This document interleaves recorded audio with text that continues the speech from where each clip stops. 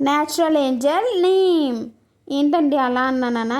Neem న్యాచురల్గా చాలా uses ఉన్నాయండి. అలాగే యాంటీ బ్యాక్టీరియల్, యాంటీ ఫంగల్గా యూజ్ అవుతుంది.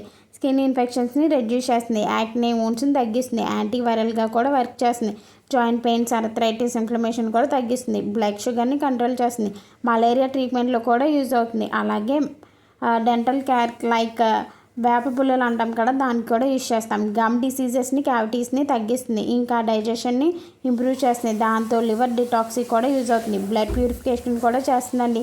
అలాగే హెయిర్ని కూడా ప్యూరిఫై చేస్తుంది. అలాగే డాండ్రఫ్ లైసెస్ని కూడా రెడ్యూస్ చేస్తుంది, హెల్తీ స్కాల్ప్ని మెయింటైన్ చేస్తుంది, హెయిర్ గ్రోత్ని ప్రమోట్ చేస్తుంది. అగ్రికల్చర్లో natural pesticides like neem oil insects పెస్ట్ని కంట్రోల్ చేస్తుంది. నీమ్ కేక్ వల్ల సాయిల్ ఎన్రిచ్మెంట్ చేస్తుంది, ఇంకా ఫంగల్ ఇన్ఫెక్షన్స్ కూడా తగ్గిస్తుంది. మన ఇంట్లో మస్కిటోస్, బెడ్ బగ్స్ రిపెలెంట్గా కూడా యూజ్ చేయొచ్చు. బాత్ వాటర్లో యూజ్ చేసి ఎలా అంటే ఇన్ఫెక్షన్స్, ఇచ్చింగ్, రెడ్నెస్, ర్యాషెస్ని కూడా తగ్గించవచ్చు. యాంటీసెప్టిక్ కూలింగ్ ఎఫెక్ట్ కూడా ఇస్తుందండి.